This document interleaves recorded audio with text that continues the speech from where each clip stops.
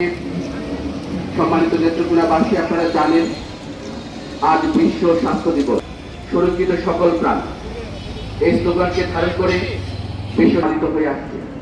আজ 7 এপ্রিল 1948 সালে সচেতনতা বাড়াতে এবং স্বাস্থ্যকর জীবনযাত্রার প্রচারের জন্য এই আমাদের বাংলাদেশের মানুষের স্বাস্থ্য অধিকার নিশ্চিতের লক্ষ্যে এবং যুব স্বেচ্ছাসেবকদের সমন্বয়ে গঠিত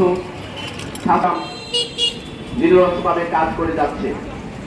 বাংলাদেশের স্বাস্থ্য অধিকার বিষয়ে অ্যাডভোকেসি এবং প্রচারণা ওয়াচ ও স্বাবলম্বী উন্নয়ন সমিতির সহযোগিতায় জেলা স্বাস্থ্য অধিকার ফোরাম সচেতনতামূলক আজকের এই মানববন্ধনে বীর মুক্তিযোদ্ধা জনাব মোজাম্মেল হক বাচ্চু সংস্থাপন করছি।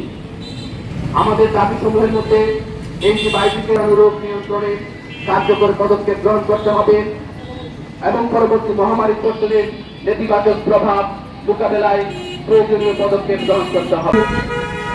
মন্ডলী, আজ বিশ্ব স্বাস্থ্য দিবস। এই স্বাস্থ্য দিবসে আসলে আমাদের স্বাস্থ্য সুরক্ষার বিষয়ে কথা বলা হয়েছে।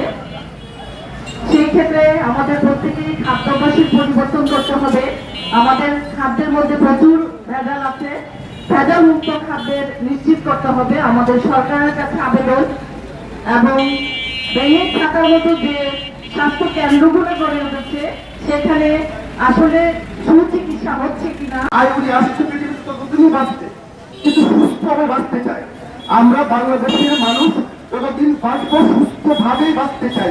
এই সুস্থভাবে বাঁচার জন্য এই স্বাস্থ্য দিবসে আজকে আমি আমাদের স্বাস্থ্য কর্মকর্তা, আমাদের যারা স্বাস্থ্য নিয়ে কাজ করছি এবং সকল নাগরিক ক্ষেত্রগুলোর পক্ষে আমরা বলতে চাই, আমাদের খাদ্য ব্যবস্থা, আমাদের প্রশাসনিক ব্যবস্থা, স্বাস্থ্য ব্যবস্থা সবগুলিকে সমন্বয় করে কিভাবে আমরা একটি সুন্দর স্বাস্থ্যকর সমাজ নির্মাণ করতে পারি, একটি সুন্দর স্বাস্থ্যকর প্রজন্ম তৈরি করতে পারি।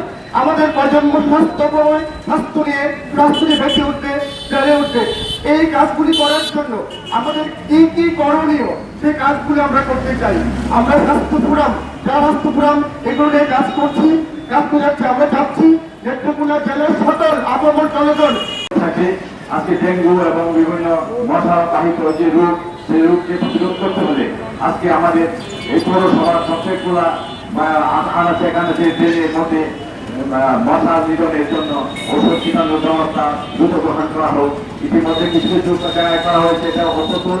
আমি মনে করি তার আরো সুরক্ষিত করার জন্য আরো ব্যাপকভাবে উদ্যোগ গ্রহণ করা উচিত। আমাদের মতো অধিক জনসংখ্যা অধ্যুষিত একটি দেশে স্বাস্থ্যের সেবার মানটি যত করতে আমাদের একটি সমন্বিত পরিকল্পনা দরকার।